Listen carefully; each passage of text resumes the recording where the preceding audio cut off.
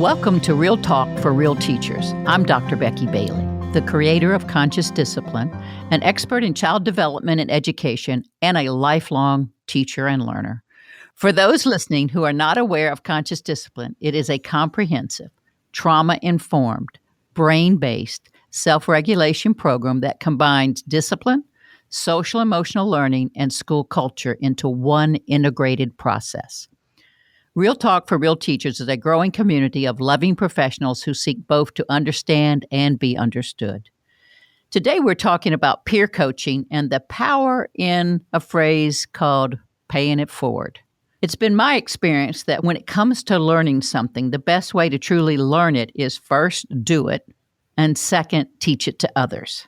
It is that second step of teaching another person that fosters your own reflection, metabolizing the skill on a deeper level, and allows you to truly own your gifts. One of the guiding principles of conscious discipline is that whatever you offer to others, you strengthen in yourself. And as a peer coach, you learn, or not, but hopefully you learn to listen non-judgmentally to others, to notice successes and celebrate them in your colleagues. And as you do this for others, you strengthen these same skills in yourself. I mean, this is such a win-win. As you create a framework of self-discovery, you engage deep in your own self-discovery. As you build a trusting, collaborative working relationship with others, you learn to trust deeper within yourself. As you share your skills and talents, you learn to be more conscious and intentional in your own life. Again, this is truly a win-win. Just hold on to the notion. What we offer to others, we strengthen in ourselves. So sometimes, though, it's been my experience, and I've coached a lot of people throughout my life, and I've had a lot of people coach me, that there's times when you're just not willing. You're not willing to coach others or to be coached. I've had that in my life, too. So what are these blocks? Well, in one word, fear. And many attributes of fear. Fear of being found out you don't know what you're doing. Fear of being perceived that you're a know-it-all.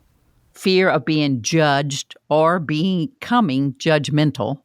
And the list could go on and on and on. But for this moment, let's all take a deep breath together, those listening right now. So with me, we're going to inhale. Exhale slowly. And let's see if you will allow yourself to know what those fears might be if you're harboring any of them. So in this kind of semi-relaxed state, see if you can fill in this blank. Just let it come to your awareness. If I allowed myself to be coached by my peer, I would fear they would blank. What comes up? If I allowed myself to be coached by my peer, I would fear they would. Let that come. Now, let's do another one. If I allowed myself to be willing to coach my peers and share my gifts with others, I would fear they would. And let it come up. Now, I want you to know that those fears that popped up in your head, that you think you hold about others, are limiting beliefs you hold about yourself. It is not, quote, in quotes, them holding these judgments about you. It is you holding these judgments about you. Then finally ask yourself, am I ready to share my gifts, knowing that sharing mine in no way discounts the gifts of others? Let me say that again. Am I willing and ready to share my gifts, knowing that my gifts, my sharing, in no way discounts your gifts or your sharing? It does not put me at the front row on a bus, nor does it put me on the back row of a bus. It just allows me to sit next to someone dear and share blessings. Today, I've invited Alissa McGraw, a 14-year veteran teacher who has her master's in elementary education and is certified in ESOL and Montessori, to join us.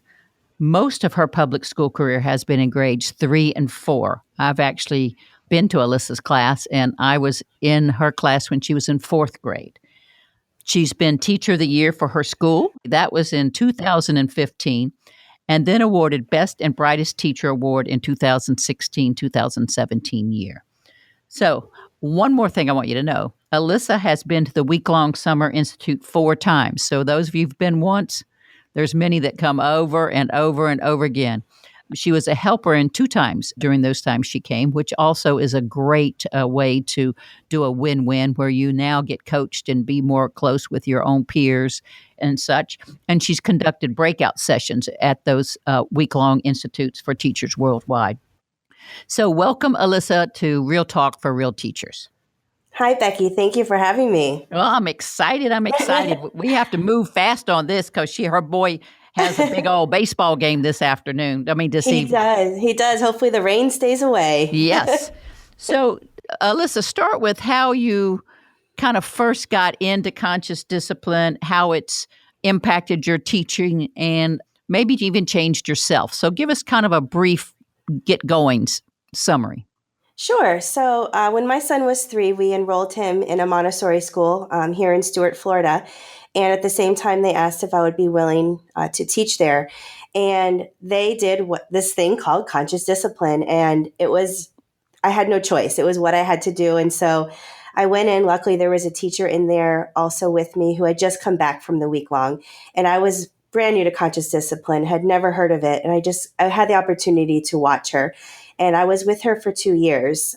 And it was so different for me because I came from a public school before that where we had the flip charts, we had the color charts, we had the, give out the paw prints and all of that. So at first I was a little taken back. But then I watched just this beautiful environment of 3 to 6-year-olds work together and solve their own problems. And I was hooked.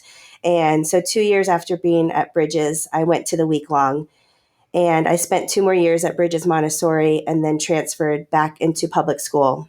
And from there, I was the only person at my public school who was doing conscious discipline. So it was very eye-opening, very lonely at first, but slowly people decided to join me. So when you were doing that and you were alone, obviously your principal said that's okay for you to do, right? Yes. And actually in the interview, I did say to her, I come from a Montessori school, but I do want you to know I practice conscious discipline and I don't just practice it, I live it. So I really hope that's okay here.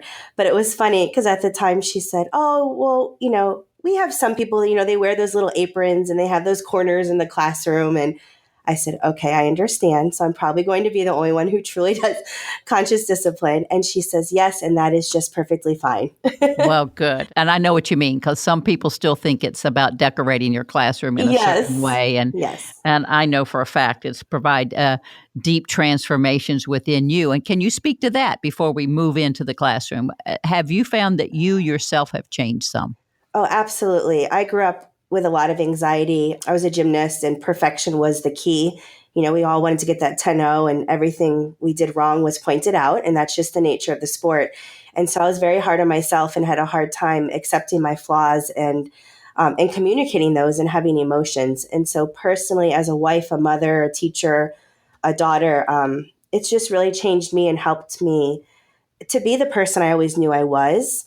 Willing to go out and take chances, make mistakes, and share my emotions. So it's been a huge positive journey for me, life-changing. Wonderful. Yeah, and I'm assuming that set you up for the courage to do what you started to do then. So before we even move into that, so you're at the school, your class is doing conscious discipline. This is 4th grade. Yes. Did your 4th graders have any problem accepting conscious discipline? Well, and that was one of my concerns because at the Montessori school, I had 3 to 6-year-olds. And so I came in and when I started at my public school, I was in 3rd grade. Okay. And I did that for 2 years, but still, around the same age group. And I really was curious how it would transfer into this age group, this really social, kind of judgmental time of their lives. And I really feel like it's how you present it and it's how you live it. It's the environment you make. And so I just went in with an open mind and thought, I'm going to help change change these students, and I'm just going to do things differently. And I know it's a beautiful thing, and I'm just going to do it. And at first, there were some giggles, like when we did the Brain Smart Start and we did a song, there were some giggles, but then eventually they realized, wow, we really like this. And our teacher does it with us. And it felt good to them. So they were very willing. And then 2 years later, when I moved up to fourth grade, again, same thing, a little bit of apprehension. Are they going to accept this? Are they now too old for this? But they're not. And the hardest part about today, which was our last day of school, was sending my students to fifth grade, because they already said they're going to miss it so much. And they're going to miss the songs that we do, and the brain breaks, and the safe place, and the kindness notes. They're really saddened by it. Yeah. So they're never too old for it. I don't think we're ever too old. I mean, I'm still not too old for it. I guess I'm getting so old I might forget that I need to do it, but I'm not too old to do it. Absolutely not. So now you're at school. When you're the only one, could you tell the difference between your students and the other, say, third or fourth grade students around? And could your children actually tell the difference in how you were operating or their behavior? Yes. My students always use the word calm, and they always viewed our class as being calm and the others being a bit unruly. And another thing they like to bring up is, they said, Mrs. McGraw, you never yell at us, and you give us a chance to voice our opinions.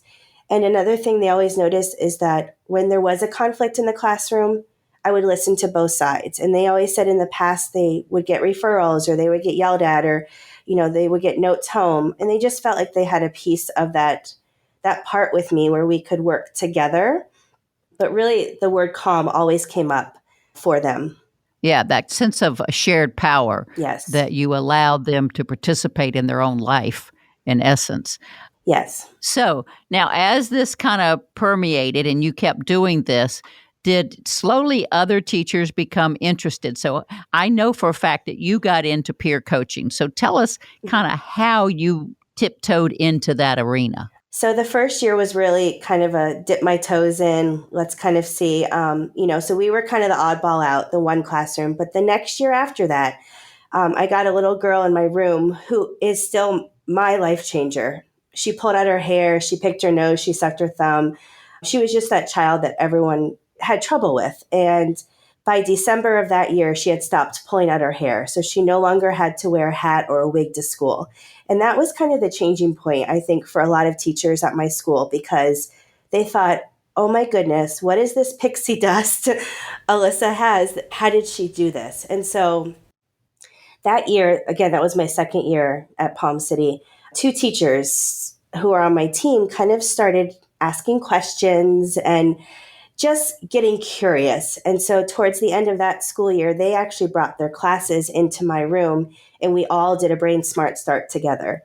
And from that moment, they both were hooked, and they went to CD1 that summer. So my third year at Palm City, I moved up to fourth grade. So 3 of us were then fully doing conscious discipline. And then 2 years later, 3 more teachers went to CD1. And that was the year that I started meetings after school, voluntary meetings, they could come and get information from me. They were very, no real direction at that point, but just kind of a place for us to come together and see if they were still willing to try some things. And at that point, there was probably 10 to 12 teachers who would come once a month. And then this year, jump ahead 2 years later, I'm up to about 25 to 30 teachers who come. This time I have meetings twice a month because the interest was so big. And I have administrators there, guidance counselors, paras. The resource officer came to the last few. And this time we did more of a directed book study. So it was more formal this time. And I made slideshows and I brought in activities. And then during my planning, I actually go into these teachers' classrooms and help coach them. Okay, so let's go into that. So this kind of organically grew, is what I'm saying, with your passion, your inspiration, and your willingness to volunteer your time. So, I mean, that's not organic, but you're quite the table to farm, whatever, farm to table or something, whatever it is. I just believed in it so much that I couldn't help but share, especially when people started showing interest. Okay, so now we're at the point where you're actually going into their classrooms. Now, I know from my life as a teacher and my life as a coach, that one's classroom is kind of sacred space, what you doing in my classroom kind of thing. Right. So did they just invite you in because you had established a relationship? But how did you get actually into that classroom? Oh, it was definitely through relationship building. And, they would kind of ask questions while like in passing, or maybe they would come in after school one day into my classroom and just kind of pick my brain. And so I knew the interest was there. And so we started forming relationships. And then maybe at the meeting something clicked, or, I always started with a brain smart start. And so at the end, I just always said, if you want me to come in and model a brain smart start, or if you want to do a brain smart start and I can come in and just watch, I'd be more than willing. And so I think that I was keeping an open mind and I was showing my mistakes and showing my journey, that it made it a lot easier for them to welcome me in, because that is very hard. To have a peer in there, but they knew that I was not going to judge them, that I was truly there to help them. Right. And you remain completely authentic with them, because this is a journey. And I don't know about anybody else out there, but I've taken many journeys and taken the wrong turn. Absolutely. And it's not like I'm a bad person or a horrible person or a stupid person. I just had to figure out how to get from where I got lost back to where I could be found. Right. And I just, I lived it, and I just showed them through my living it what to do as well. So that helped them a lot. So when you went into the classroom, so you would model lessons. Did you work with individual children? Tell us about your coaching process within the class. Sure. A lot of times I would go in, especially the first time I went in, and I would just kind of watch, because usually the teachers wanted me to come in because there were those students that they were having trouble with. And so, like I said, a lot of the times I would go in and just kind of observe, and I would see what was going on. I would connect with some of the students that I knew the teacher was having difficulty with.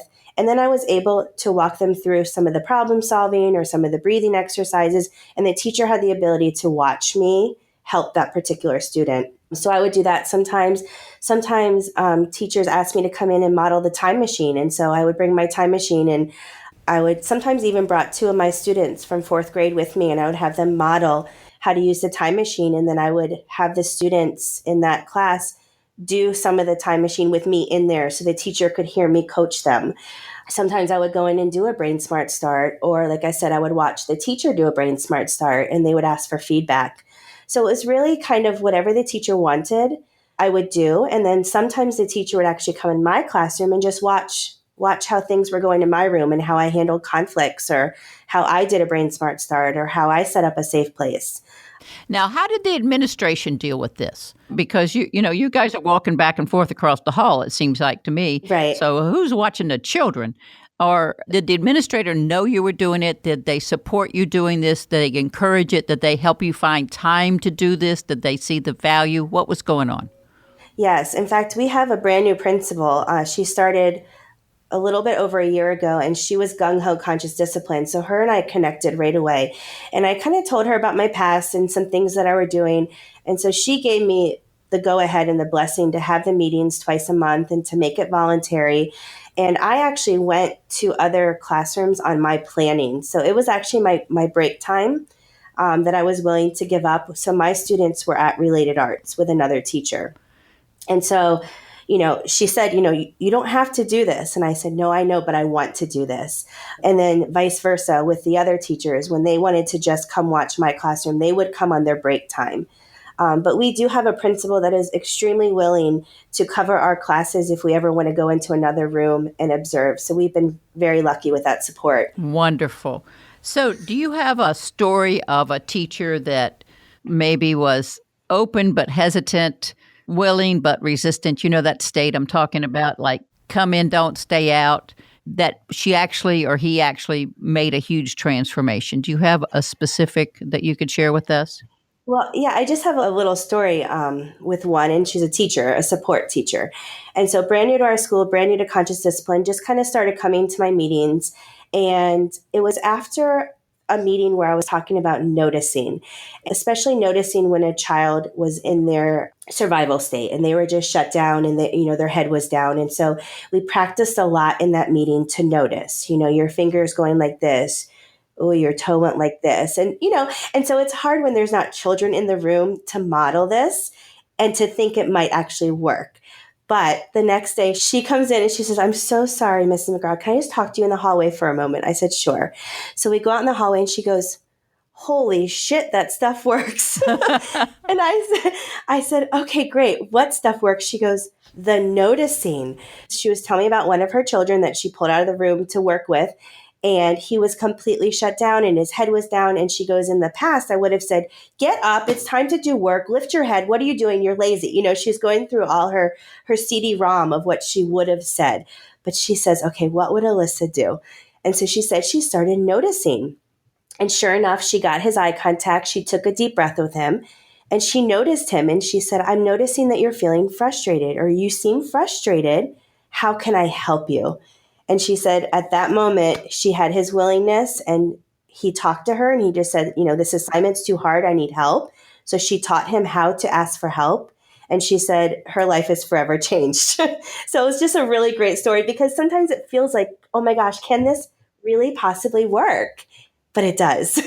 Yeah, and that's the beauty of this peer coaching. That is the beauty of coaching itself, that you can actually be there. I had this one teacher, and I got the opportunity to go into her classroom, and they were doing some transition. I mean, these kids had to be at least fifth grade, and it was just ultimate chaos in this classroom just to put this book away and get the next one out. And I thought, I couldn't live in this. And so I got behind the teacher. I didn't know the kid's name. So I'd have to go, turquoise shirt, just say, you put the book on the shelf. And then I'd go, red pants, you sat down and got out your book. And she just starts repeating what I say in her ear. And right in front of her, the room organized. The kids did what she asked. And she looked at me like, oh my gosh. Right. She'd won the lottery. Right, but it couldn't have happened unless I was there with her, kind of like you did, and that she had access to somebody. So have you had any complaints? Did you have any conflicts in your peer coaching? Have you got into it with a teacher somehow? Not at all in my peer coaching. I think because the meetings were completely voluntary. There is some conflict in this school, as there is going to be when something new is coming about. And I know there are some teachers who right now are not willing to try. And so we're working with them and just trying to still model and be that change, not force that change. And so I'm not quite sure what next year holds. My principal is really hoping to go school-wide. But I really, truly just, I want to work with the teachers that are willing, that want to be that change. And I think eventually it will trickle. So I know there's going to be conflict moving forward. I just haven't had it quite yet right now. Yeah. And so for everyone listening, when you're talking about transformational change, which means you got to change your mindset, you got to change what you've believed all your life and flip it over. That can't be forced. That's got to be inspired. And people have to be willing to change their mind. And then once you change your mind, then you've got another skill set to learn. So I hope you're hearing what Alissa is saying, that it's so crucial that we work with those who are willing and give the others time and space. They either come along or they don't, or often they go away. One thing we do ask people if we're doing a school is that all we're asking of the ones who do not want to participate is just wish well those who are, because as all of us know, change is hard.